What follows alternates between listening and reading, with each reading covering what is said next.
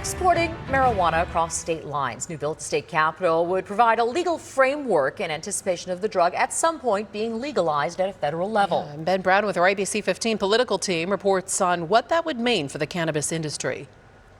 Arizona lawmakers are looking to capitalize on cannabis as the marijuana industry continues to grow. So what this measure is trying to do is trying to get Arizona to that point to where they can be at the start line so that when the feds wave the flag, they can start competing and selling immediately across state lines. If House Bill 2770 is passed, it would allow Arizona businesses to import and export marijuana across state lines, a move that could help stabilize the industry. You have states in Arizona where it's at a fairly low price, and then you have states that are newer into the market that haven't developed their cultivation industry yet, and they are much higher, at least 2 to 3 times the amount of price that we're paying in Arizona for wholesale flower. So I think it'll stabilize the market. And Arizona is ripe to benefit. I think a lot of the states that are up north where there's major cold spells won't be growing much, and I think it'll turn into more of a southeast to southwest kind of scenario for growing. Oregon, Washington, and California already have similar laws in place, allowing for imports and exports of marijuana contingent on federal legalization. Turning Arizona into a production state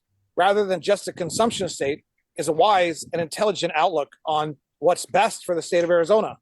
Jobs, economic development, taxes, and all the associated benefits of being able to produce and export something out of the state of Arizona. But it's not without some drawbacks. I hate to see it because we consider ourselves one of the small guys. There's going to be some small guys pushed out.